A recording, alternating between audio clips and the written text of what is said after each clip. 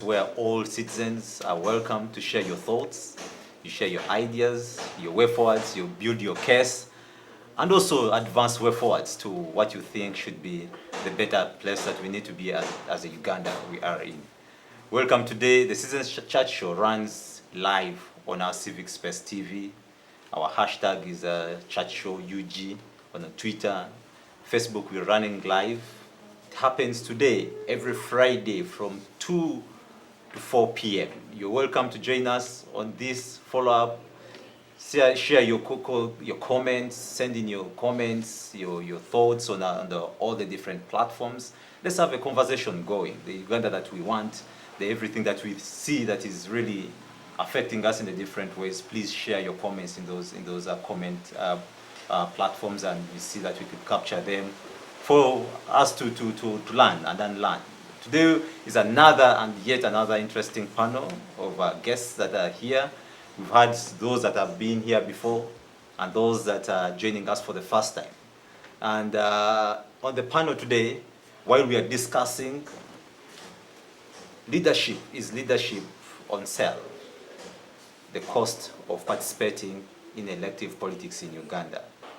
Joined on this panel today here are people with experience. The experience is both in a way of participating directly into elective politics, but also experience in staying around long in these spaces. Let me start, like I always do, from the far right.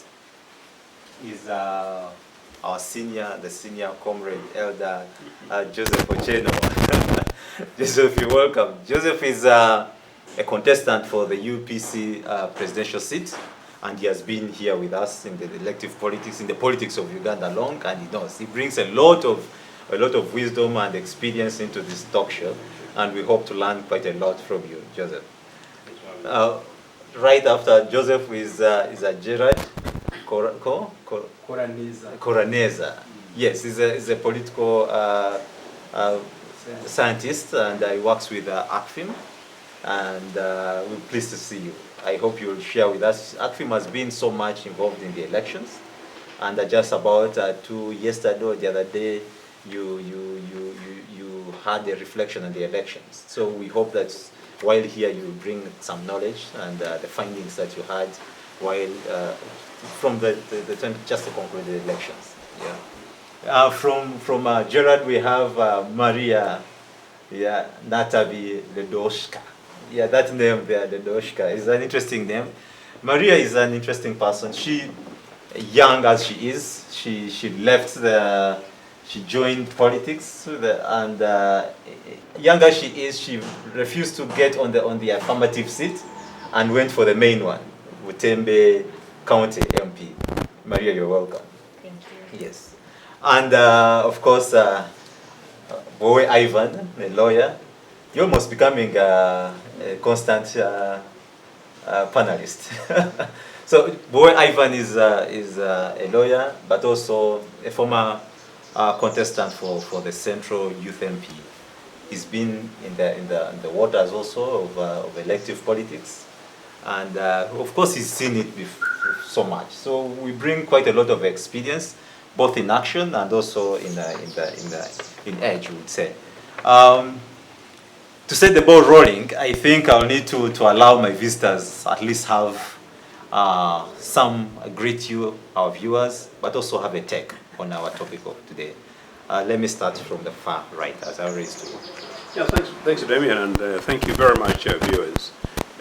I am delighted to be in this program today. I'm delighted that this program was initiated recently. I'm very excited to be on it for the first time. I hope to continue coming back here, and for the obvious reason that the kind of topics that you guys do, the kind of infringement on the civic space that we face in this country is such that this possibly is the most important alternative. I believe that the topic today, whether leadership is on sale, is possibly not necessarily the case, but politics has been marketized. Leadership in this country has been captured because, in my opinion, the current leader at the top we have did not buy the top seat, but actually got to State House by force. Put it in context. When they got to State House by force, they compelled other competitive contenders not to participate. And it took a huge amount of work by politics, lawyers, and the civics community to compel these guys to let go. So in context, maybe that set the space in which we are today. That not only do you find it very difficult to claim that that space, but that the guys who hold on to those spaces don't want to let go.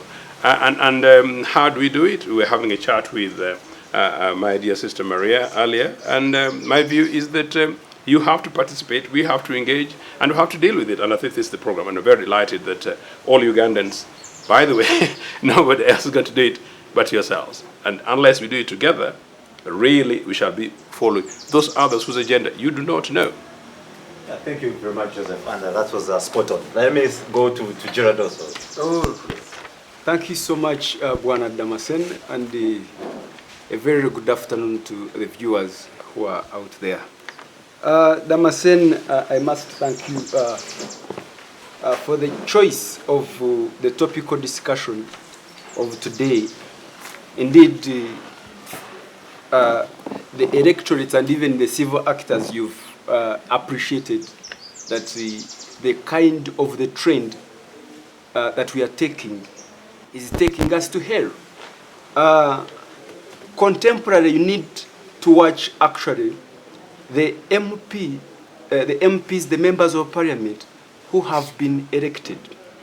We need to follow closely the kinds of the discussion, the way how they are going to conduct the business in the house. From the experience, as of course Alliance for Finance Monitoring, we've been monitoring the elections, but I must tell you that the MP elect, they are indented, they are shattered, they are battered. So I don't really understand the kind of representation, the kind of discussions which they are going to have. Like the way you've said, recently we were having a reflection meeting on elections, but if you can see the deliberations, how the MPs, the MPs who have participated in the concluded elections, how they are pleading to even to His Excellency, the people from the ruling government, crying for the help. They are crying for they need a bailout.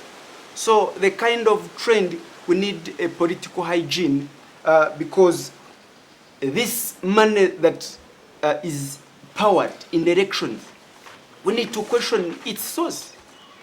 Where does this money come from?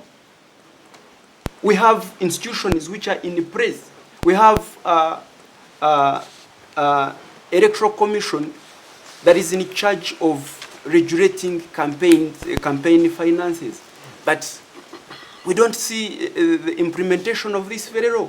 As we talk now, already over 40 MPs who've lost their positions, they're now petitioning. They are in the courts of law. So you imagine, all these very cases, all these very petitions, they are purportedly of vote buying. Recently, in 2016 elections, ACFIM, we conducted a survey.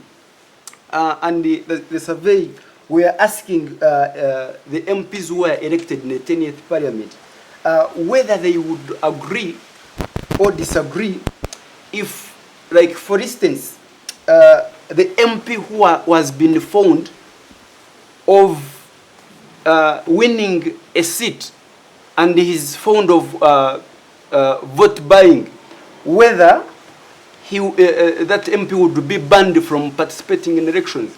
But out of 185 MPs whom we interviewed, 43% of them, they strongly agreed that the MPs who are elected and they have been found to have participated in irregularities, like for instance vote buying, they should be banned. They should not at any time, in point, contest again in elections.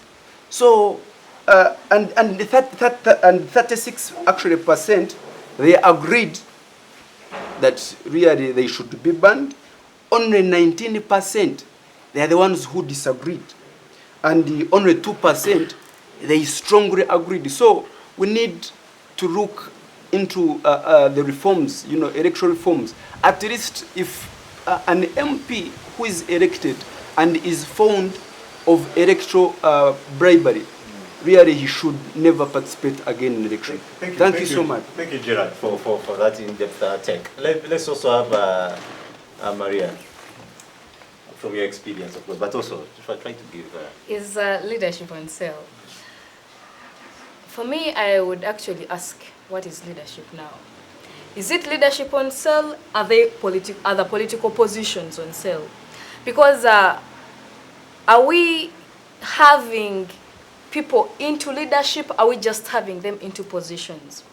Because the voters out there, who are the sellers and who are the buyers in this? If leadership was on sale, who are the voters and who are the buyers? If the voters are the ones selling, I mean are the ones, yes, they're the ones selling leadership, and the people contesting or the people aspiring are the ones buying. Are they buying leadership? Are they buying positions? So for me, it is not about leadership. Leadership is not on sale. Political positions are on sale.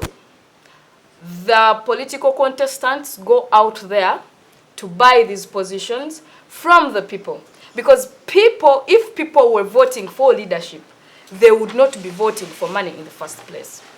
People vote, people are selling their vote because they know it is just a political position. And I'll actually give you an example for that.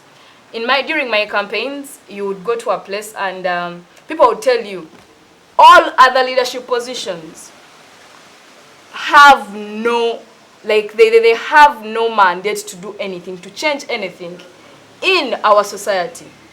What we know right now is everything you want to change, it has to be the will of the president. So for the president's sake, we shall actually change without you buying. We shall vote for a leader.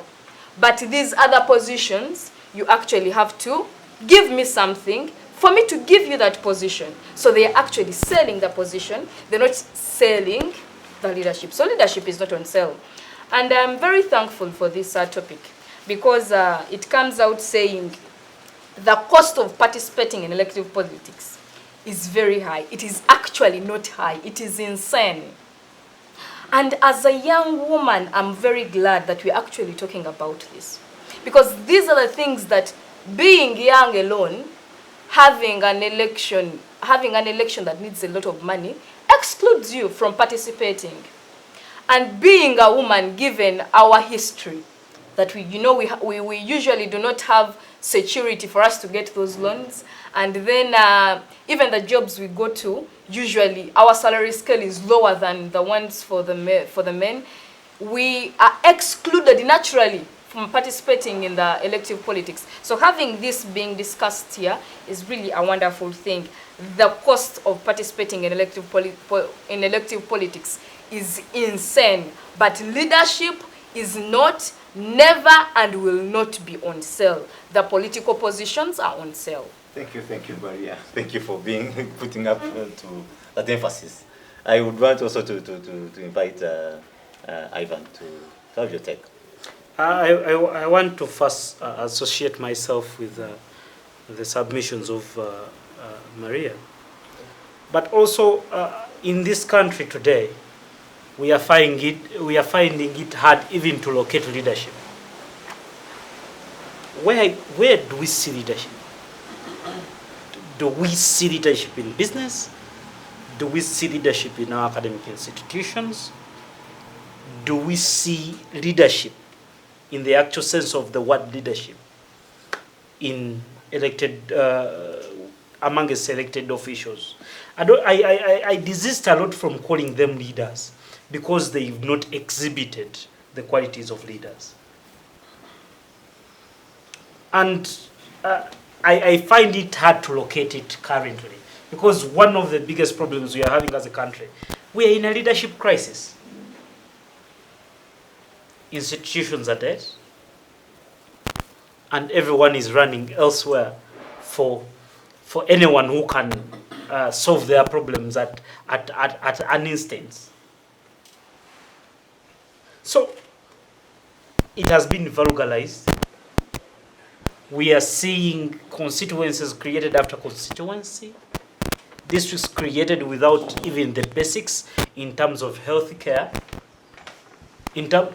Check the schools where the new districts are created.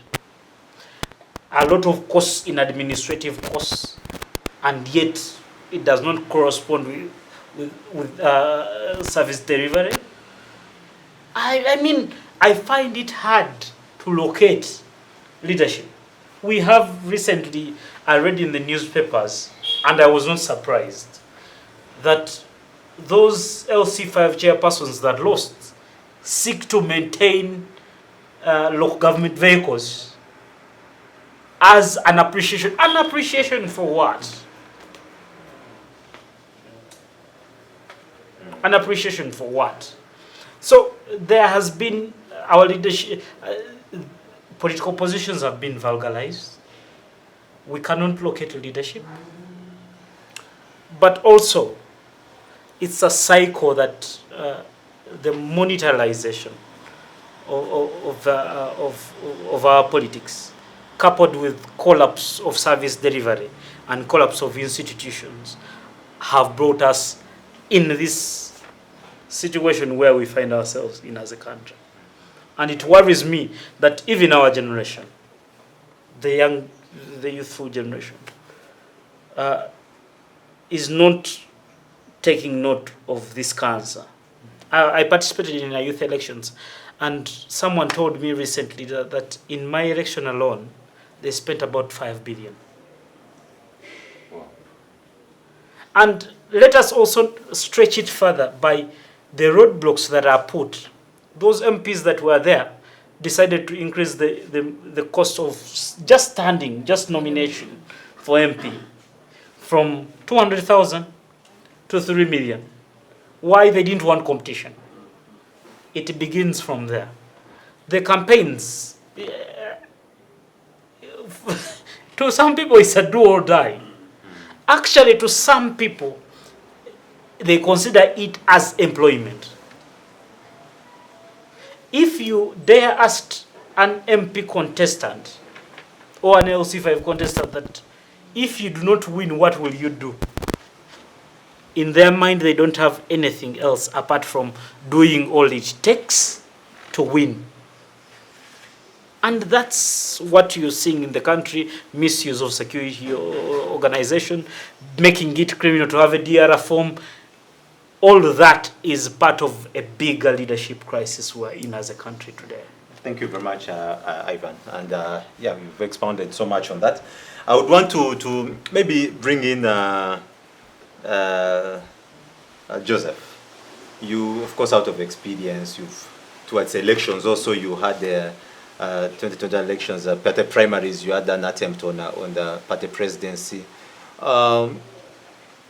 Where I don't know how it went, possibly that's a story for another day, or you could even share. But I want to find out, is attractiveness of manifestos still something you would rally on? Or first, tell me, what is the current state of commercialization of our politics today? Thanks very much, Demian. I think in context, some of what Ivan was trying to refer to is very clearly what I was saying at my very deliberate introduction, that politics of Uganda was killed by the manner in which the current person who rules this country entered State House. You know, the guy wasn't elected, and he did not buy, but he forced himself into power. Our history. No, I'm putting it in. No, it's not a history. No, it's extremely important. No, Demian, Yusuf Lule was actually elected, technically, a president of Uganda, because he was elected by a body that made him become.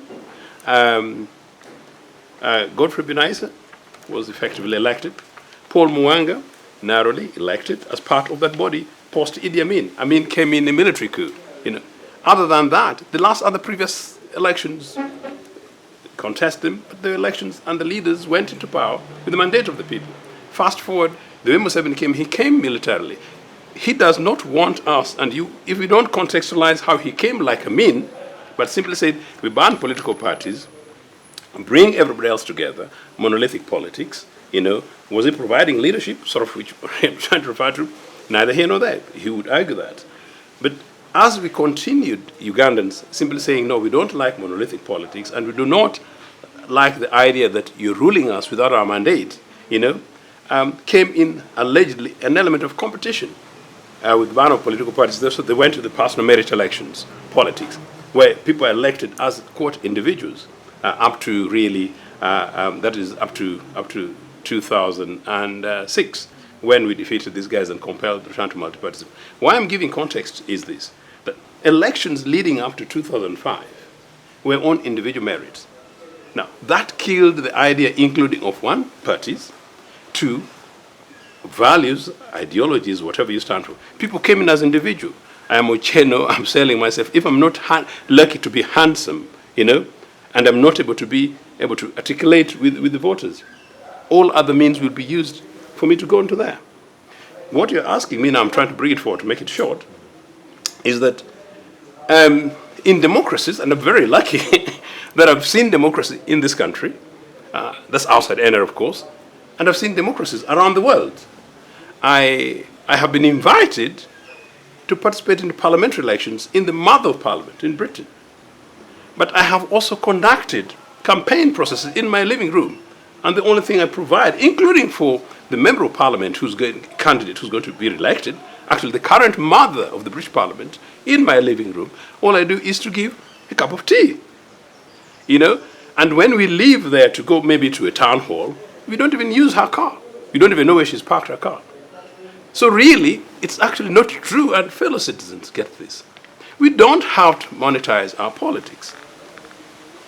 We have to return this country or take it to where other democracies are, where politics is about issues. So because political parties were killed, because the political parties in the parliamentary system, which by and large we are, I should campaign on a UPC manifesto, not on Ochieno's program. Miriam should campaign on an NUP program. This is what we stand for. Me, Ochieno, was passing via Ginger, my town yesterday, and I saw my industrial capital in ruins. I came from Tororo. It's deputy capital in ruins. Those are the issues we need to be able to discuss. Parliamentary candidates in Ginger should be saying, what's going on here?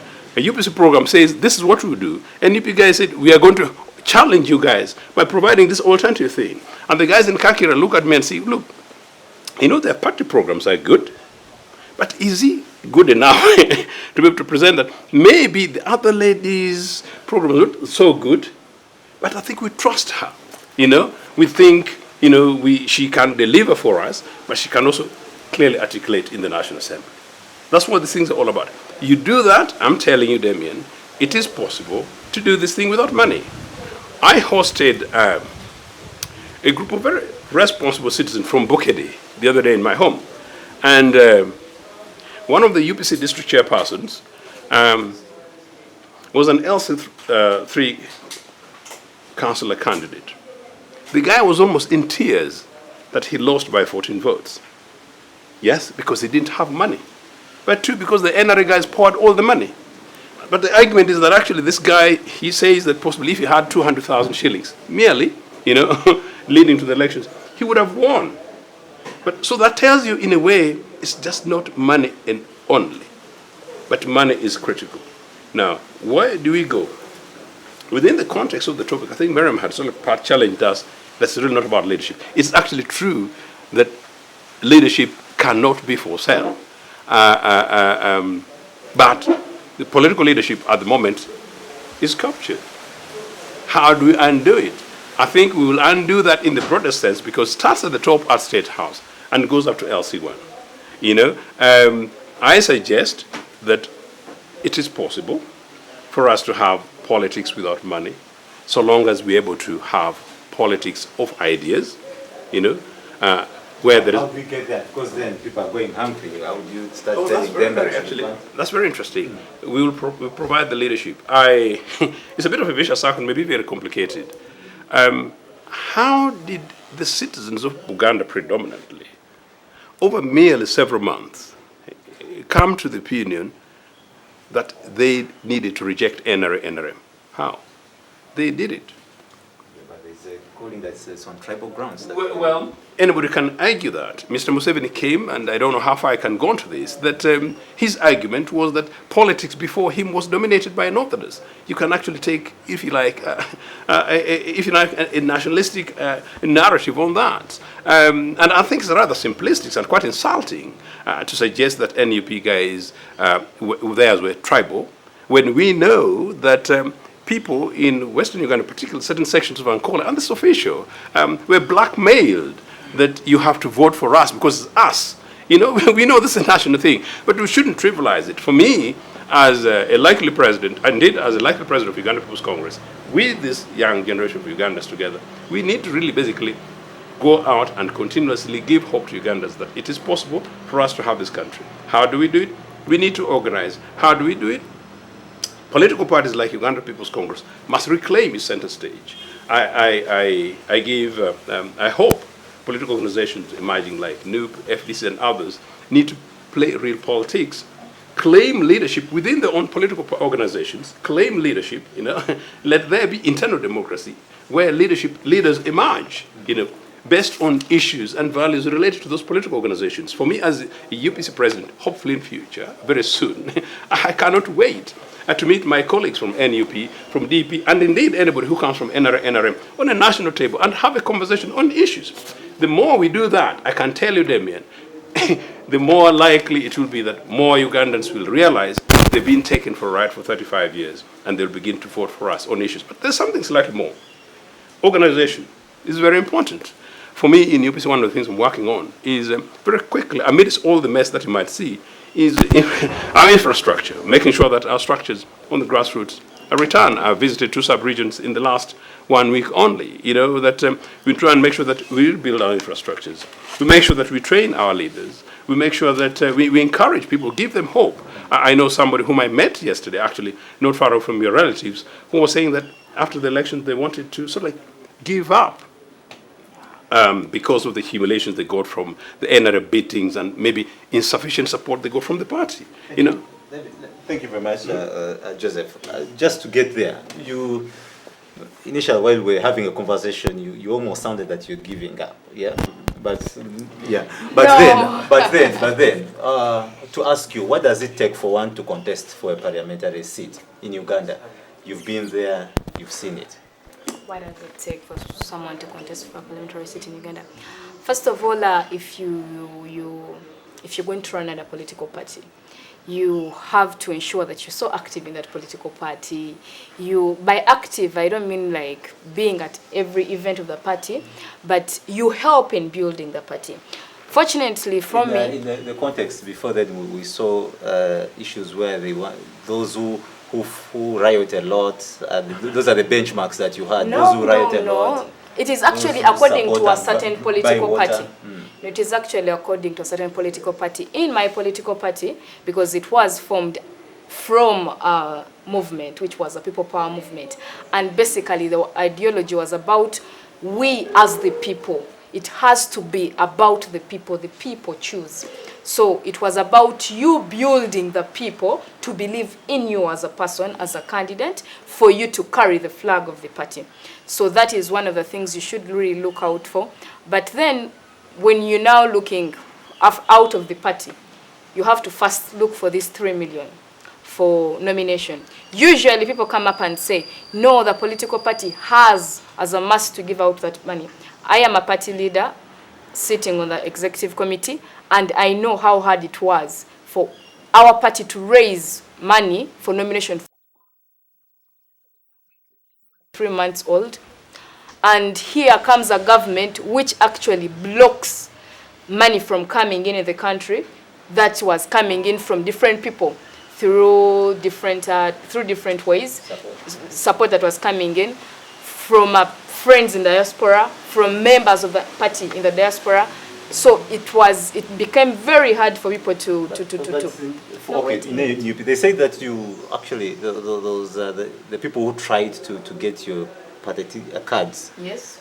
Say that it was highly expensive for them to get that card, to get on the NUP party ticket. I actually don't understand when they say it was highly expensive, because our procedure, there was no money exchanging hands, because we went through 2 qualifications for you to get a party ticket. Because of the way things were, the COVID things, we would not go into elections and all that and all that. It was about there was a grand survey being done to weigh how much support you have on ground, because it was coming from the people power ideology. Secondly, we had an interview kind of vetting for you. Are you well versed with the party ideology? Do you understand the party values? Can you ably represent the party in the constituency where you'll be running? Do you actually understand the party manifesto? Do you understand why we are actually here as a party and where we actually came from? So that was the basis of people to get that party ticket. So I was at a part whereby you now go out there and you have to pay for the nomination fees. But then you also have to look at the posters. I'm trying to break down the monetary needs for you to be a member of parliament in the country like Uganda. So you also have to look at things like posters. Okay, let me say publicity material, because the people have to know you before they know what you bring to table or what you're offering them. So you have to look at that expense. You have to look at the expense of facilitating your campaign team to ensure that they are doing what they must do for them to bring victory back home. All these things are expensive. What makes it more insane is the money you have to give out to the voters. And this, I intentionally did not give out this money.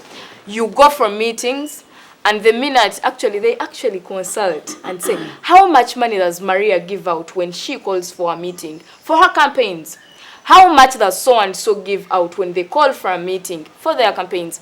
So you will realize that because the person in the NRM, because they are facilitated to do all this, to even give out. And for me, I call that bribery, to bribe voters to come into these meetings. You'll find that when you go for a meeting in a particular village, because they know he's giving out 20,000 per person attending that meeting, the entire village will not go to the garden that day.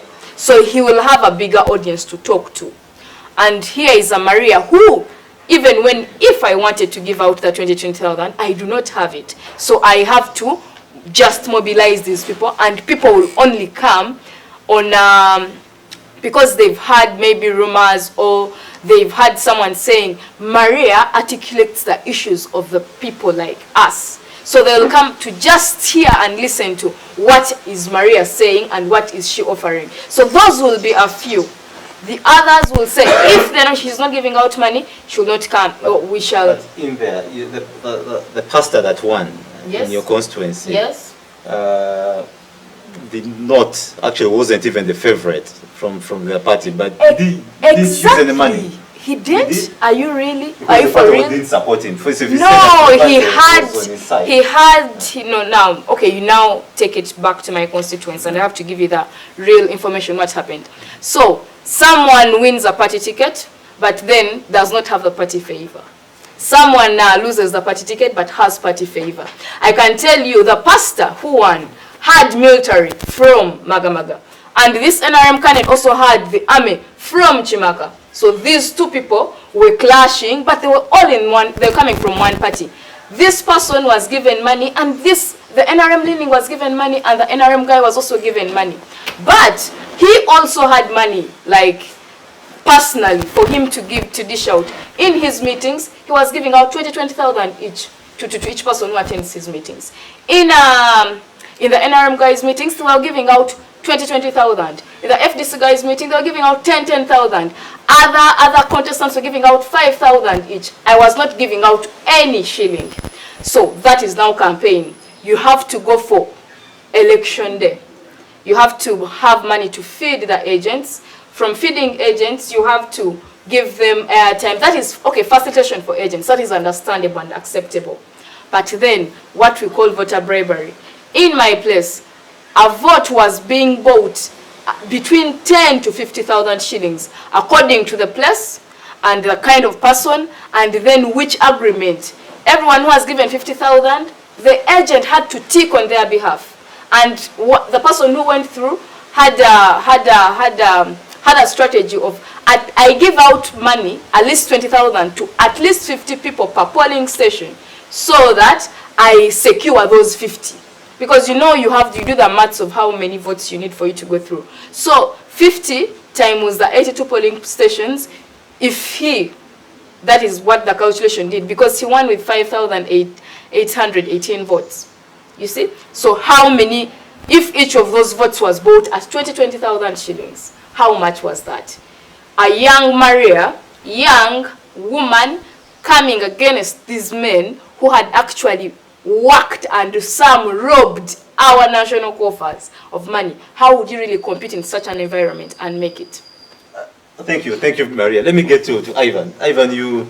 Let me first also say this, because you actually talked about manifesto.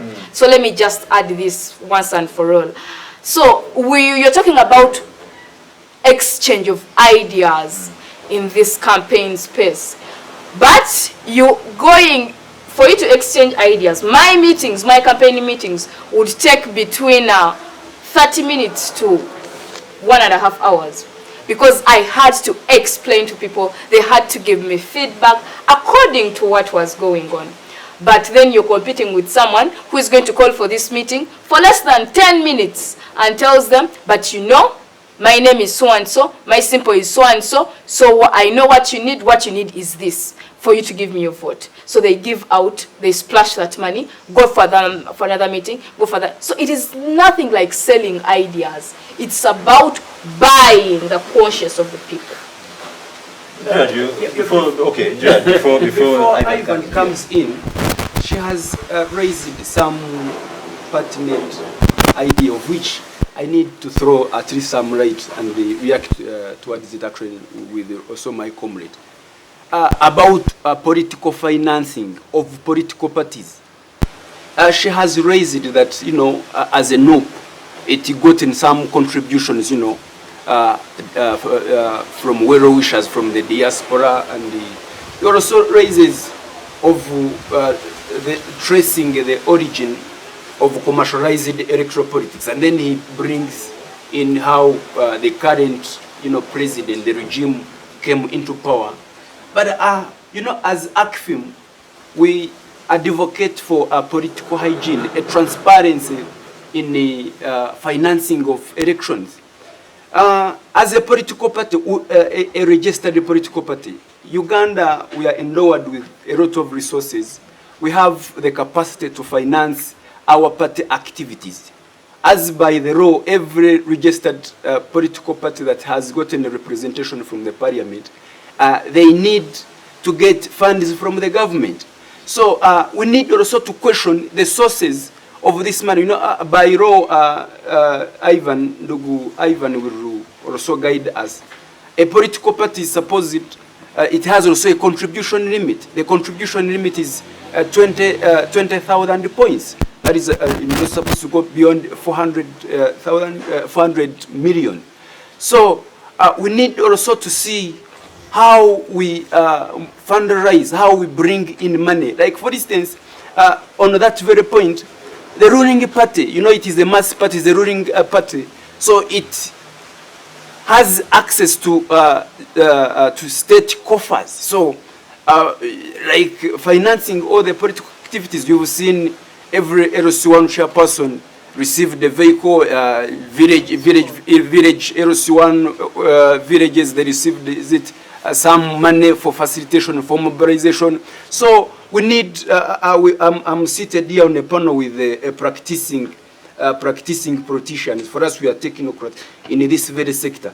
But we need to bring on board the political parties, and we streamline, we see how can we finance our activities, because we don't want to go in another area where he raises of captivity of political leadership. Recently, we did a research where state institutions are captured. Like, for instance, NOP, you may ask yourself, those well-wishers who are in the diaspora, what would be the intent of contributing? Like, for instance, in our local government, I don't want to go to debate in that very area, but I want to go into our country, like, for instance, in the local government. I want to tell you that, like, LC5, in the concluded elections, we have people in the private sector who bankrolls these very politicians. He bankrolls, for instance, like a councillor, so that when he goes through all of these tenders, the contracts, and all those things, he will be the one who will be signing for them. So, world over, in other words, world over, the rich always inject in the respective countries. That one, it is, we should link ourselves from that. We need to put in place the regulation. We can put in place electoral reforms. We can do reforms in regulating spending of this money. We need to ask these very politicians, where the source of the funds, where do they get this money? Why would someone who has never worked, my dear sister, she's a youth, but she's pouring like over $1 billion. And she's where? Okay. Why would that? I was just bringing it. I was bringing it as an example. I'm not saying that my sister is just pouring $1 billion. So why would Maria, who is a youth, she has not worked anywhere, and you're seeing she's pouring out money and over $1 billion? Why wouldn't you question Maria, the source of money? Because Maria, when she gets to the parliament, she's going to pass, actually, she's going to legislate on some policies that will favor someone. So, we need... Right there. Let me get to Ivan. Of course, you're engaging with the young people, and you just said someone spent over 500 billion to just get the 5 billion. 5 billion to get there. What is your experience? You think you did lobby enough to have that cash to do that? Well, I did what was within my means, one. But also it is hard to compete. You cannot compete with the state when it comes to financial resources. And I want to tell you one of the dilemmas that we face is that you do civic education and then you campaign. What is surprising to me is that when you are right there doing your civic education, they will listen, they will understand. When it comes to the voting, they would then vote for that one that gives them 500,000 or $1 million. Shocking, after they have taken that decision, many come to you in private and say you are the best candidate, but the money was a temptation. And the state of a Ugandan voter is a complicated one. The state of a Ugandan voter is a complicated one. But on the very many things you tell them, they then turn around to ask your guidance or to seek your help. On the things that you told them that when you give me the mandate, these are the ones I will deal with. So we actually have to understand purely the nature of a Ugandan voter for us to go to the root of the problem. The politicians that pay them only use their advantage over resources to manipulate that state of a Ugandan voter. We have a Ugandan voter today who says, whoever comes with more money takes my vote. But we also have seasoned business people in our body politic. In our youth elections, we have people not qualified to be youth. They are over the age bracket, but every electoral cycle, they go and amend the age and fight over it so that they become female affairs, finance, or chairperson over districts. And when the election cycle of voting for members of parliament and National Youth Council gets done, then their business ceases and they wait for another cycle. What is so disappointing, furthermore, is that this regime has enabled that environment. And yet, for example, for youth elections in particular, the aim was to empower young people. But the quality of the leaders we have and we've had over time in these special interest elections purely reflects the voters that vote for them. Of course, there are issues. What then becomes the biggest burden of an elected leader in that sense, and why? Actually, the biggest burden is themselves. The biggest burden. Because no one forces you to give out money. When you choose to do, you've put that burden on yourself. You call that burden on yourself. You tie a rope in your neck, and you know that surely when you go and transact to recoup your money, they will also expect a share of that, that profit in the next electoral cycle, if any. So it is a dangerous cycle that political shenanigans choose to wear. Maybe, just to add on that, before you respond to that, I just want you to put it in context. What does it take? What should we do to curb the high commercialization of politics in Uganda? Where do you also do an input on that? We have to undo what was done and started in January 1986, and I think it was 1987 when it was officially made as a matter of decree that we shall ban political competition and that there will be a monolithic one-party organization called NRM, and that they will rule with the backing of the high command. One.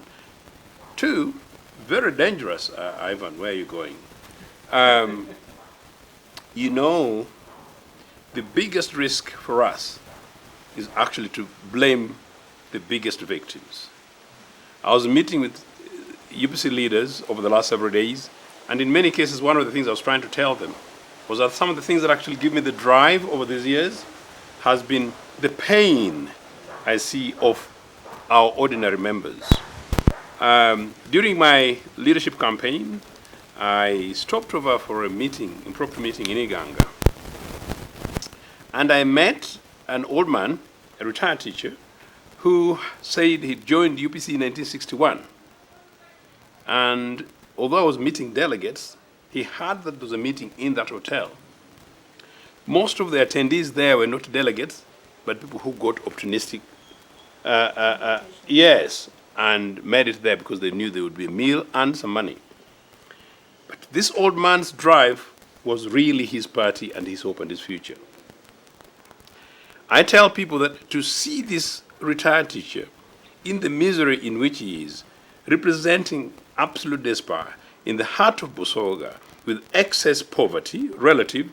You know, I was hitting at Ginger earlier and Tororo. It was deliberate, you fellow citizens.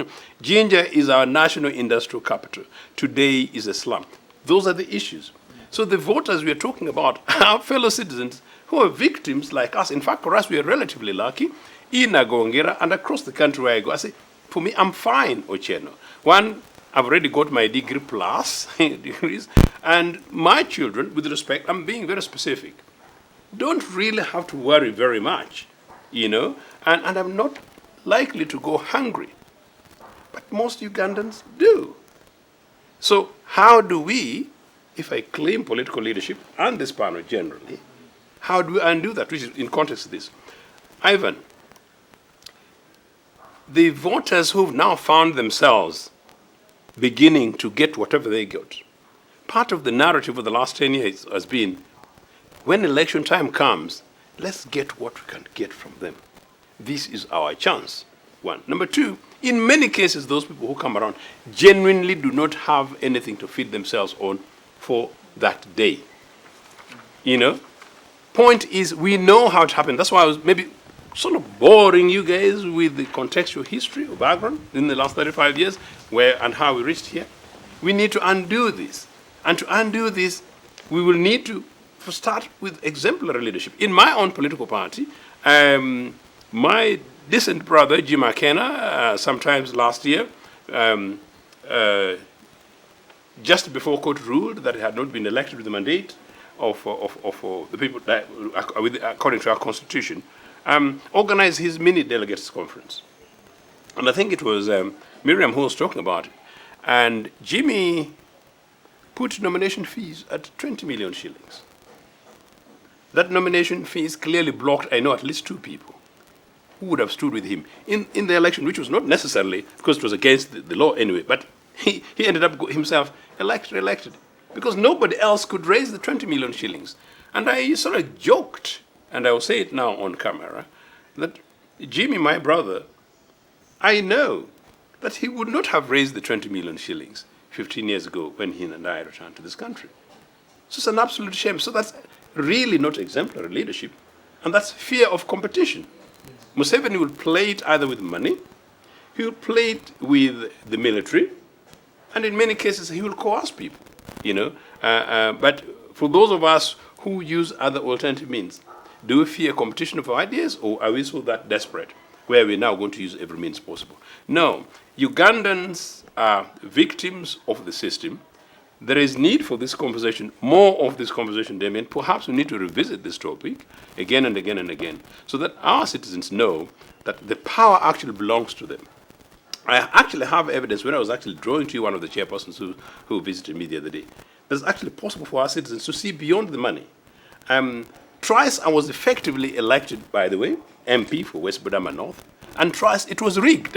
and many of these things amidst this. Interestingly, actually in 2011, just a quick one, one polling station, there was an attempt to buy off my agent with 80,000 shillings. He said no. He was given 100,000 shillings. He said no. He was given 120,000 shillings. He said no. So they called his elder brother, and his elder brother called him and said, "What is it that you get from Pintech?" You know, that's my other name that I really don't use. And then he said no. So he said 150,000 shillings, and he refused. That sort of is the only polling station in that area that quote I won. An entire parish, I think it's now a mini sub-county, Namwendia, towards the border with the other end of Tororo, Bugisu, the other end. By 3 o'clock, as for Miriam's experience, all my agents had been compromised, meaning I had lost it, basically. But that place I know, and visited around my constituency, is one of the poorest. But I also know that it's one where I had least structured organizations. Let me tell you guys, quickly, we need money, yes. But going forward, we need leadership. We need purposeful campaigners to undo this. You know, we need organization, political organization within political parties. You know, we need training, sufficient skills for different political parties and organizations. We need to really get enough angry fellow citizens to know and say enough is enough. And that's what I'm trying to say. What is it that happened in Uganda where people where NRA was taking it only for granted, but where NRA rooted itself in 1981? So it is possible for us to do these things. We just need to believe in better and run with it. Thank you very much, Joseph, and thank you very much for that take. I think then we are getting closer. We need to really get clearly to how well we can see that this issue is being solved. How do we end commercialization in politics? But before then, let's first go for a short break. Then we return. This is the Citizens Chat Show. This is how it gets interesting. It's informative. And here are your views. Please post your comments on our social media pages.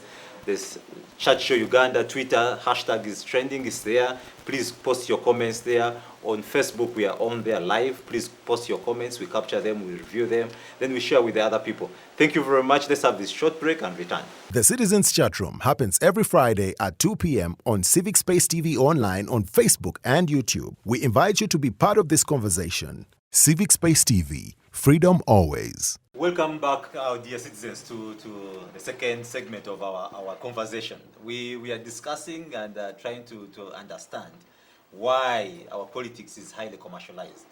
Is leadership on sale? What is the cost? Why is it that it's becoming too extremely very expensive for anyone to participate in Ugandan politics? Now, we earlier kindly follow this conversation on our chat show, UG, on our Twitter page, and the conversation is going on live now, including YouTube. You could go to YouTube channel and also Facebook. We from the break, we had a very interesting break and also a conversation in there, and it was tending to the fact that possibly the voters themselves are to blame in this context. Ivan, you have a take on that. What do you have to say? I wouldn't say that they are entirely the ones to blame, but I do not want to exonerate them from their share of the blame. We all contribute in one way or another. The youth in there told you that you're the best candidate, but you know the money is superseded. Yes.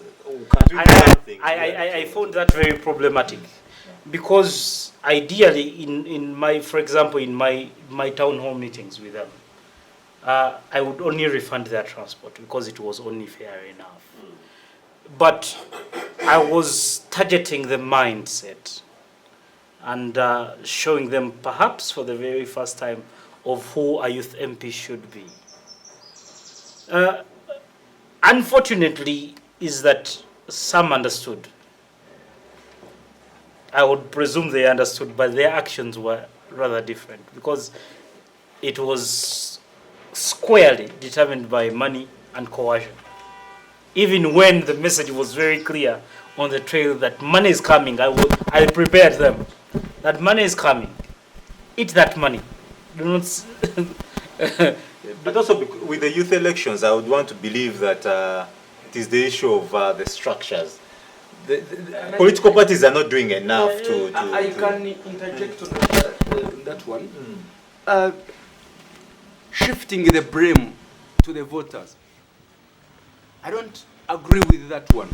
You see, the voters that we are having there in a rural constituency, they are being driven by these very challenges. We have one problem, which is poor service delivery. A poor voter in my district, Kisoro, a poor voter in the Kabongo district, getting a service is challenging. You know the kind of the corruption levels that we are having. So politicians like these Ivans and the likes of my fellow panelists who are, you know, who vied to offer themselves, now they see them as their political messiahs. You get? So we need to empower the local government. You get? The local government, so that they can deliver these services. You see, people are very poor. We have electorate that is very vulnerable. Like, for instance, no, you've talked to empower the local government. But you see, they have been sending those votes to people over and over, and those services do not get to them. They don't receive service delivery in return.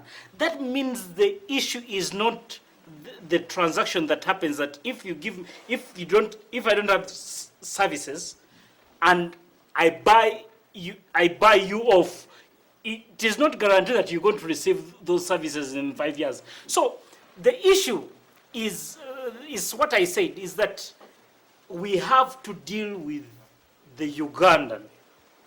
Demian, we have to detox this country of NRA and NRAism and the body politics of monolithic personal merit politics. That's what we need to do, number one. Number two, we need, in fact, as a civic program, we need to claim sufficient civic space for Ugandans. Number three, therefore, it means, and I said at the beginning, political parties, not individuals, political parties, must seek to claim their center stage in the body politic, work with civic organizations and powerful media like yourselves, go to the citizens to continue detoxing them. In fact, to an extent, Ivan is right that, it's not either or. The fact that people ask for money is simply because it's a new culture. It's not necessarily that now when we begin to provide sufficient services to the people, the culture is necessarily going to change. No. So therefore, it's really going to have to be about education. That's why I say providing leadership for political parties. Now, when there is sufficient space for political parties and organizations, where we then go ahead on a national table, on a regional table, and have conversation in terms of competition of ideas, where the idea about money comes in, citizens will begin to say that, look, not only have we had 3 political organizations here with different programs, but all of them have said, please, it's less about the money we give you, but more about the fact that when Ochieno goes into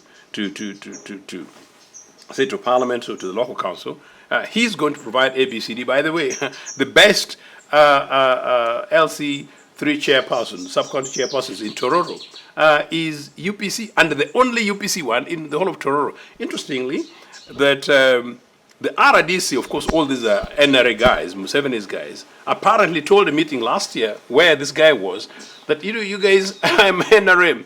But what this guy has done here as a program, as a model program, is such that you must sort of vote for him. So actually, issues-based politics in this country is possible.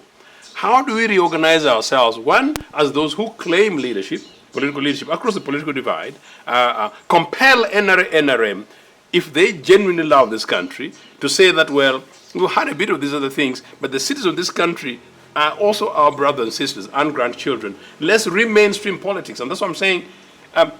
Unfortunately, Chankwanzi tells Ugandans that their version is the global version. And I'm saying that actually it's not the version. There is an alternative way. Yes. Right there, let me get to Maria. I think it's Ivan who talked about, we want to understand, because he said MPs and members of parliament look at this as a job and they will not want to have an alternative. But you see also when you go down to the grassroots, people are waiting for the money. Yet the MPs also are putting in money to get the job, So do you think if we put a cap on how much they earn would really reduce that excitement? Yes, it would, because I've had some people, some of the businessmen who go into politics. You see, we have different people. We have businessmen in politics and we also have leaders in politics. So the businessmen, some of them who decide not to go into the politics, are calculated like, I'm going to use this much money, and this is the much I'm going to get out as salary or as allowances, as this and this and this. So if we reduce the money paid to our political leaders, you know why everyone is running into politics? Because that is where there is money. If this government invested more into the economics of this country than the politics of this country, then we'd actually have more people running to the economics to get the money, so that the ones that are destined or are made or avail themselves for leadership, it is for leadership purposes, it is not for the money. Because we have so many people who go into this leadership just for the money, and that is it. We also have those who go there for the power. Those also behave differently. Because those who go there for the power, somehow, somewhere, try to do something. Then there's also MPs who go there. You've talked about the business people, the business class who go for elective politics. They have their money, so it may not be about really the money that they will get in them. How much money is enough? Exactly. No, it depends that is a very good question. And then, the privileges that come with being an MP. They are businessmen who go who make an investment into politics, so that investment in politics brings a return into their business. So Full stop. Let us invest it. Let's get the money out of politics. Let's get this money into the economics. But I also hate that talk that is just for the sake of these cameras. Is it applicable with the current system? I said no, it is not. Actually, the leader of this system went on telling people that what brings a person into political leadership, if they do not have money, what brings me into political leadership is for me to give guidance and show the people that we must be doing this, and also give direction to the country. It is not about the money, but if you now, the president, and you're coming out and saying and telling people, whoever does not have money, do not come into political leadership. That also sends so much, that gives communication to the people out there, because some of them told me, but the president said if you don't have money, don't join politics or don't come for political positions. Why are you here? And I'm like, but what is the essence of... You see even in the countries that would underscore as a democracy, the issues of you need to have at least some specific amount, say you are at some level for you to participate in elective politics. Exactly, because now let me tell you that I had. Why did I have that? It was not personally from me, but as a candidate, I was able to lobby for that, and I had it. I had the nomination fees. I was able to deploy agents in all the 82 polling stations. I fed them, I facilitated them. I was able to facilitate my campaign team. That I had, and that was the best. One would say, what I didn't have is the money to buy these votes, for the money to buy this political position is what I didn't have. So for us to go back to what should we do, where we are now is not where we should be. What should we do to change this? For me, I still say, as this country, we need to go back to default settings. Like, we have to break down this entire system. You can't break that system with a man called Museveni up there. Okay, Gerald, you know, you're doing into campaign financing and doing a lot of research around there. Having a person who comes here, they don't have enough financial muscle, they come into elective politics.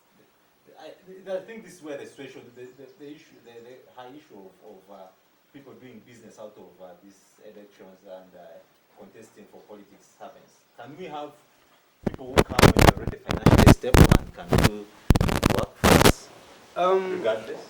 Wait a minute, before he comes in, I'm very sorry. That is actually insulting.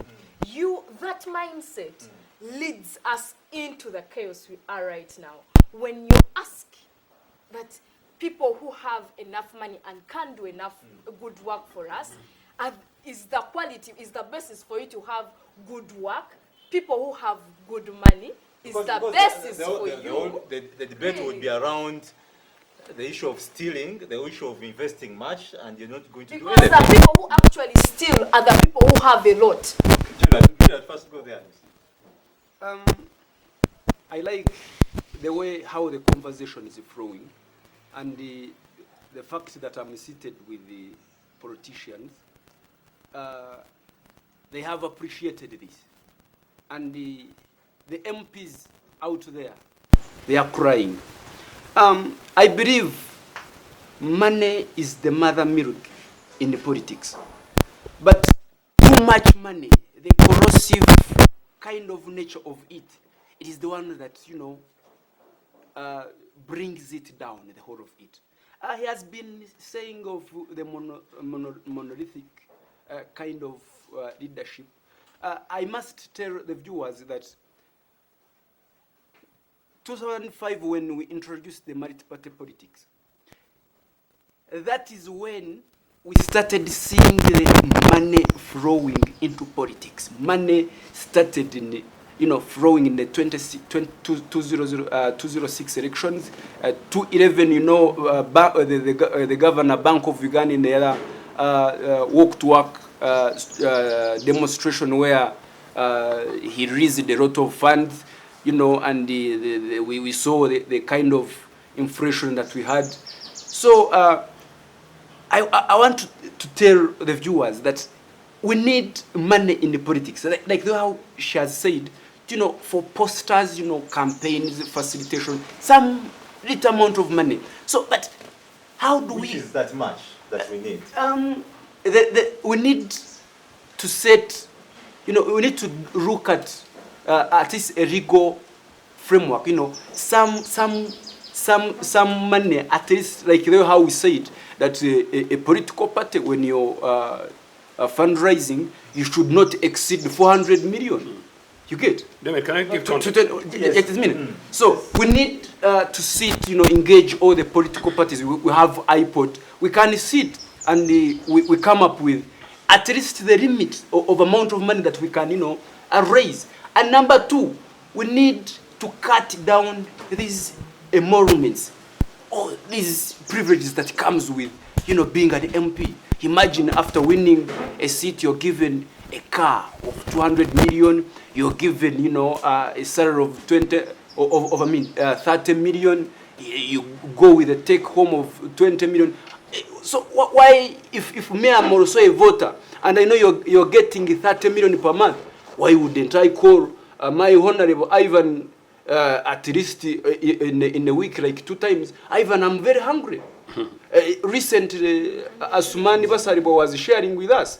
There is a journalist from Observer who was conducting an interview, but he gave him his phone at least to receive a phone, to receive every phone call from the constituency. But if you can see the demands of the voters, there is also going in position, but maintaining that very position. Like, for instance, if you're elected MP, the research that we conducted recently, the cost of politics, you need around 32 million averagely to maintain an office of a member of a parliament.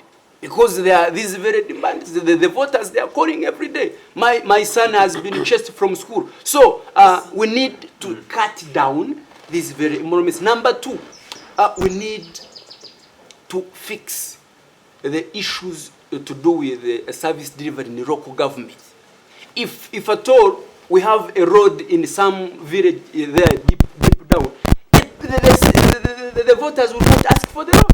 If at all we have a functional hospital, if at all we have a functional school, why would a voter call an MP that my child has been chased away? Why would a voter call an MP that I don't, I'm hospitalized somewhere, so I need a bailout? So we need to fix and empower the local government. You get? So that they can deliver the service. Let's get it. I need to really go deep on that also. Because then you've been in the 2 contests of Uganda and out of... And many other countries, and yes. you know, yes, how the different dynamics play. Lobbying, we are talking about lobbying, and how much can we say that, okay, this is the much that you want to use or need for what one would say is a fair price for winning an election? I wouldn't really come up with a figure, but campaign finance, in context, very much about campaign financing. The obvious monies that Miriam is talking about for nominations and posters generally should really be relatively very little money, you know. But I think Gerald was talking about earlier about conversations around what is legal and what is not. Quite clearly, two quick things. One is that we clearly need to say that a political party should have a ceiling beyond which they would be breaking the law. Most other countries, you're expected to file in returns, campaign returns, and that includes part of what I was trying to hint at, monies which you received and how much you've spent. And in many cases, actually, they're criminal offenses. And including in America, where the politics is huge, where the money is huge in politics, it's taken very seriously. But America is less of a good example because money is quite much there. But that I know some people in NRA like to refer to America as a good example when it suits them. It's actually the worst example in this. And if anything, it's a good presidential system. Really, all we need to do is simply say that it is unlawful for a parliamentary candidate to go and dish up money. In 2011, I got evidence of a candidate, an NRA candidate, a lawyer, who issued a check of $500. I was very determined to pursue it. My then party leader was fairly reluctant, a bit of a different story. And I was determined to pursue it on a matter of principle, not for my interest, but for this country to try and change the system. Part of the problem is, even if we put in ceilings and say we're going to regulate, where Maria comes in is, unless really this system changes, and I'm not saying it's the panacea, is it possible to say that political parties should not spend more than $5 billion and it will happen? Will NRA, NRM respect it? Of course they will not. I think that's part of the problem. Overall, going forward, it should be that. Strangely enough, in 2005, in March, I was having a conversation with the late President Bwowe, as parties had just returned, and we were actually having brainstorming, including I think with my brother Jimmy, about how much we might need as UPC going to the next elections. And we're saying it was actually possible for us to raise up to 5 billion shillings at the time. And we are saying that we thought NRA would be able to raise 20 billion, but for us we would beat them on a competition of ideas. Now imagine right now, fast forward 15 years, 5 billion is the amount of money that an individual is spending, in a political organization. So it's actually crazy. What was hinted that nearing elections, the treasury gets involved, monies get printed. The indebtedness this country is going on around this fudge is a national theft, which I hope that a future UPC government would actually seek to investigate, so that we hold individuals accountable, hold political organizations accountable. Because this is actually much more serious than this conversation here. That there is something which is destroying this country and destroying our grandchildren and our great-grandchildren. But back really to the ordinariness that we are talking about. Is it possible, your question? It is. Is it necessary? Yes. I told you that I have held several campaigns in my living rooms elsewhere, where, I didn't see money.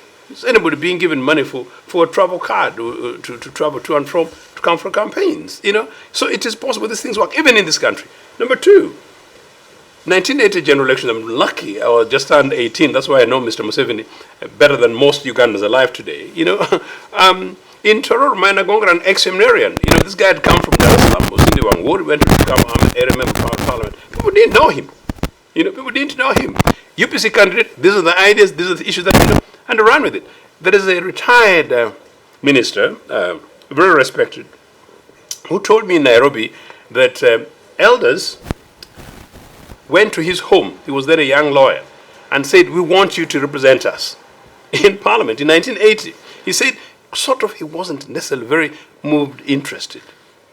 So he went, stood in the primaries, won, and became a member of Parliament, and became a senior minister in government. Meaning, did he need to have money? The campaign? No, he didn't. The party had grassroots support in that area. He had the backing of the citizenry, of the citizen, and indeed there for the community. They had confidence that he could deliver, and that was all. It happened in this country in 1980, the last time that Museveni stood in an open democratic elections, and he lost. He lost to Sam Kutesa, and he lost to Kamsa. He didn't really necessarily have money at the time. Let me ask. Yes. Do you think why we are blaming the issue of high financing? Could it be that the political parties themselves are not doing much to do the grassroots empowerment? Because then you see most parties, like I would say the newest, NUP, of course, ANT has always been talking about grassroots. Do you think it could be one of the reasons why the other party at the end of the day comes out as a lead? If we have all the structures down there and we empower people from down, don't you think we could change the narrative? I hinted onto that. I simply, in fact, remember I put in context, I said political parties and organizations need to claim the space. Yeah. But if you look at the context of what was happening to NUP supporters, primarily leading to the last elections, where COVID notwithstanding, where would meetings be taking place where people are being clobbered? Shame on you guys. Where was it? That was the issue. That's what I was trying to say. It is about claiming the space where political parties and organizations can thrive. In fact, I was challenging the leadership of NUP and others. For us in the UPC, of course, we have other issues. But under Ochieno presidency, you guys, you will just listen to me and see what I'm doing, and together we shall be moving together in our diversity. Maria, first chipping in. I was itching because you were actually trying to blame our laws on maybe our structures and No, blah, I'm blah, just blah. saying that But would be the issue of the structures. yes, I know the issue of the structures is part, because if you have these structures in place and the people are empowered enough and they believe in the ideology of the party, they'll come in to fight for you at all means. They'll come out. But the few, first of all, we didn't have the environment to mobilize for these structures. Anytime there's a letter that was sent to my police post telling them to arrest me because, one, I was putting on a red beret, yet there's so many people putting on yellow berets and no one was arrested. And two, and the other offense I committed was to mobilize for people power.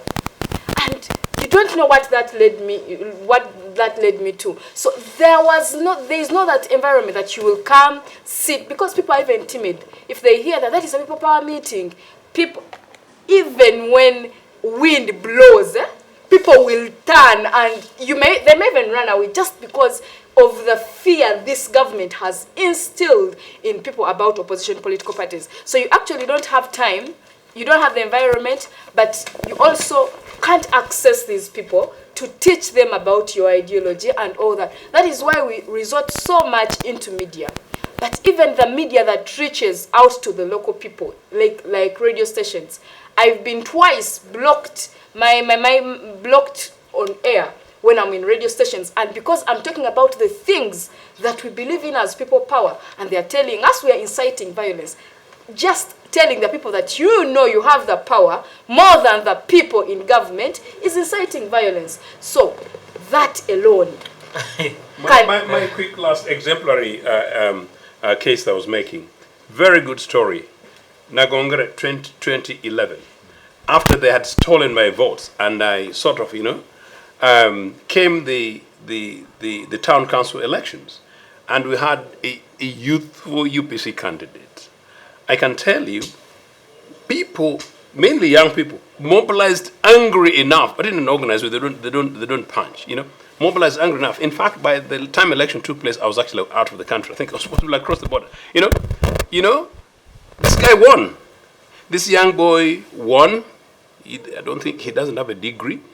Relatively young. He was putting on an ordinary shirt. He did not really have a lot of money. He won the elections. Why? Because the youth across the political divide seemingly sensed a sense of injustice done to me, their Ochieno, and decided not to vote to an extent to the candidate, but to UPC, which was actually very strange that they didn't do enough for me. But come those elections, people took the position and voted for him. So these things are possible. I think civic education, political education alternative to, and we're using the existing political parties and organizations and the civic space, the kind of conversation we're having today, will help us. Is it enough, considering that we are so much controlled by a huge state? I think that's the problem. And then final quick point. I think you raised the point about monetizing politics as multipartism came in. Of course, yes. But don't forget the context. Once the monolithic politics up to 2005, it was NRA in charge, so-called movement, a lie to fellow citizens, we are all together. When multipartism came, where we defeated them because it was forced, they knew that they either won now in a good, legitimate way, or they aren't. So they now have to begin injecting money for the state to, quote, cover their citizens, cover themselves in order to have the numbers. Thank you very much, Ochieno, for that. Maybe I want to also ask Ivan. Young people are now. She's of course talked about the issue of not having the much. These guys have done a lot. They have the money. They've worked before then. They have the money and they are pushing in. Around the nomination time, young people are always kicked out. Yeah, because of the hike in the nomination fees and what. What do you think would be the best way young people can mobilize around that to ensure that we can see much more involvement of young people? I think we we have to give credit to the young people this time round, because it appears to me that they are speaking in a voice that those that have captured institutions are starting to listen to, even when those that in power are using dubious means in response, which I don't think are helpful and sustainable. But it seems they know there is a problem. So I think we have to just do much more of civic education, because at the end of the day, that's what we can do. Yeah. That's what we can afford to do. But I also know that one of the biggest threats to this government is letting people know. Yeah. Information. Information is one thing that threatens them. That's why we see journalists being clobbered. We see, because they do not want information out. And so, actually, we may believe that our messages are what worries them most. But we have to continue, because ultimately, when this thing is all to collapse, it is going to collapse on all of us. It will not discriminate those that chose to keep quiet. It will collapse on us. Definitely. So we have to do our best to make sure that even if it collapses, we have something. So we have to do more civic education. But on the issue of political parties, I want to associate myself with the writing of Professor Loko Onyango on the myth and the realities of political party dispensation. I think we have very few political parties in Uganda. We have very few political parties in the sense of political parties.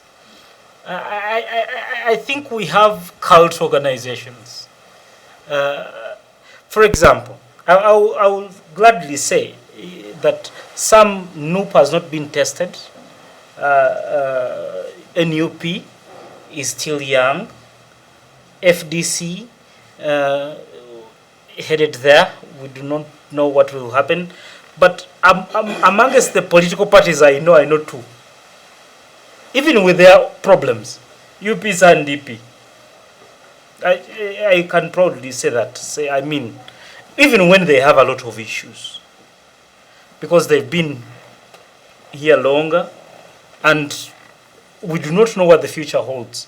We do not even know whether we will have these political parties in 10 years' time, or we shall have newer political parties. But a political party has a sole responsibility to mobilize. And political parties are supposed to be a contestation of ideas. A political party should not worry about opposing and dissenting views. A political party should evolve over time without losing its core values. But we don't see it in our context, of course. Because, as I've said, we have very few political parties. Even those... Mariam would say, the space is not... Even the space of the existing ones, I would call political parties, is not... They don't have space. They don't have space to organize, to mobilize, to train, mentor young leaders, to see leaders through. I will tell you from an experience is that political parties in Uganda today, when you're a rising star, you must be controlled, or you must be checked. And in other countries, when you're a rising star, you're encouraged. Ambition is nurtured. They put for you stepping blocks for you to thrive. And I've had this business of people saying, yeah, but we are having very many young people joining our ranks. This one is a young person. At the end of the day, what is the value added to national development and the political party? beyond the numbers and the propaganda that we have young people, what is the value? What are you adding to them? So I mean, we have to do, bottom line, we have to continue civic education. We have to continue speaking against these fights. And I just pray that Ugandans listening and watching and online continue the message without relenting. Thank you very much, Ivan. Let me go to Gerald. We're talking of civic education and constant civic education, because Joseph has also talked about that. But also, we see this happening with the Independent Electoral Commission. Yeah, they keep saying that they are doing the civic education, they're doing the civic education. Do you think they are doing enough? And because we don't see them curbing these issues of voter bribery and the related vices around these elections, what best can they do? How do we actually see them do their work better? Electoral Commission is mandated by the law to restrict financing of, to restrict campaign financing.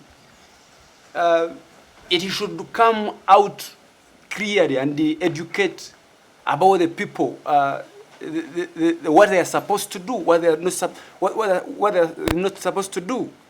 As the Electoral Commission, like for instance, in the concluded elections, of course, it was COVID, and in the sense that mass, open rallies were not allowed, but they did not do civic education, and even some NGOs that engage in even civic education, they were not even actually accredited to do that. Like recently, this election, Electoral Commission needs to bring on the board even stakeholders like us, civil society organization.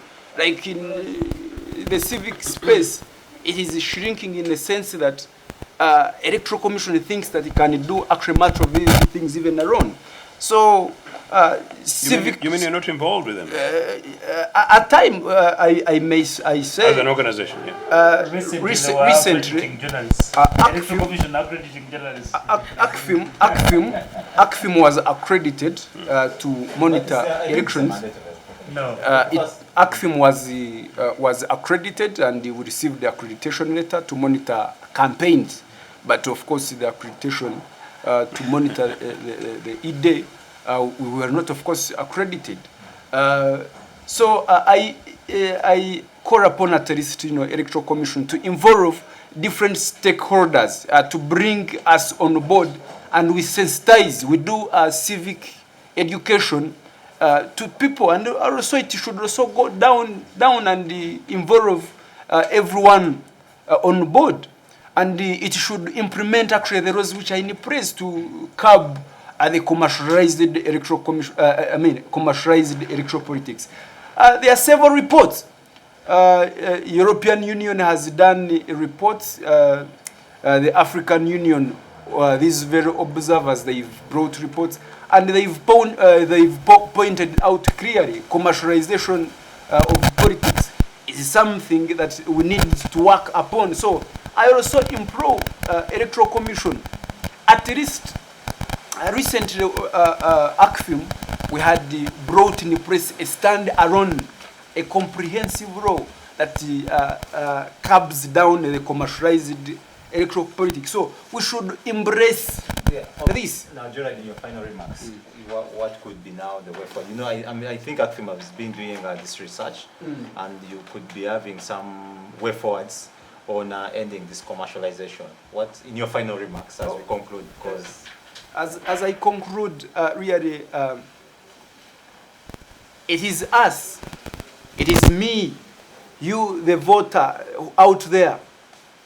The moment we keep having these very overwhelming demands to these elected MPs, they usually bow to your pressure, and of course, to maintain their position, they keep they need to swindle these very resources of which they can actually utilize effectively and efficiently and then deliver services before you. So you, the voters, and I myself, we need also to have a self-discipline on this very matter. Thank you very much, Gerald. Joseph, let's start from there as we conclude through here. Your final take and closing remarks. No, I'm just delighted once again to say that what you're doing is very important. This program is very important, and I think more Ugandans and friends of Uganda needs to watch and participate and engage. The subject here is very clear that if the status quo maintains and continues, this country is going nowhere.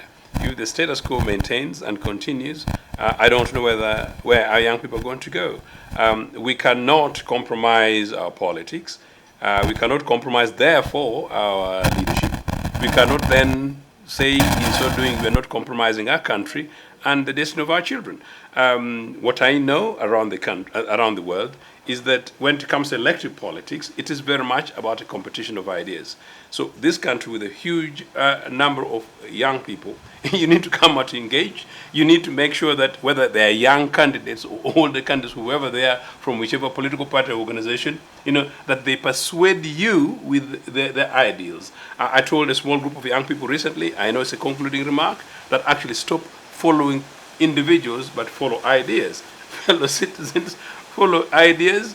Those ideas that you know is going to determine a change going forward for our education, for our health, for our infrastructure, for our environment of this country, the hope and peace and security of this country within the context not of NRA where they say they guaranteed it, but the peace and security of this country within this region, the destiny of African peoples and the destiny of this country as founded by our founding parents. I believe it is possible. It happens in other countries. It ever happened in this country. There's no reason why it doesn't happen going forward. Young citizens especially participate. It is possible to have leaders who are leaders for you as servants of the people, not people who come into politics to serve their self-interest. That's all I can say. Thank you very much, Joseph. Thank you for that extensive conclusion. I maybe also with Maria. As you also prepare for the 2026, I think you're coming back. Yeah, you find it. There's a lot that is going to happen in these 5 years. I thank all the viewers who have taken of time to actually listen in this conversation and also contribute. I am just asking everyone, it is my role and your role to ensure that this comes to a stop. It is not, okay, it might be this government's duty to do so, but it's so clear and we all know they do not have the will to do this. So we as the people of Uganda have to stand up and break this whole system because the government broke it down already. So what am I calling for right now? We may not have more 5 years to organize for this.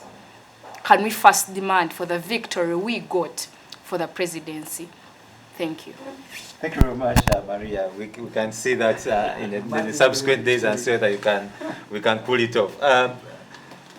Ivan, what's your final thought? This country, I have a stake as much as you do.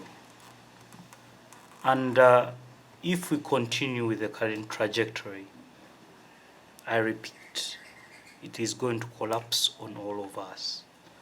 Therefore, it's our duty, one, for us Ugandans to reject the business of buying us for pennies and to stop being so cheap, because as you've noted over time, that the buying and commercialization of our politics has not resulted into better service delivery. It is on that note that we should change and try placing sober leaders into political offices. We should, as Lee Kuan Yew said, place our best into positions of leadership. Thank you so much. Thank you very much, Ivan. Placing ourselves into the best positions into leadership. I think we need to end here. You know, the Citizens Chat Show always gets exciting when it's ending, but I know next Friday we shall be here and we shall catch up. I remain your host, Demian Masesa, for the Citizens Chat Show. Kindly follow this conversation on our Twitter page, on our YouTube is live, and Facebook live also. Thank you very much for being a wonderful audience and following us through the 2 hours, and we'll meet next week. Thank you.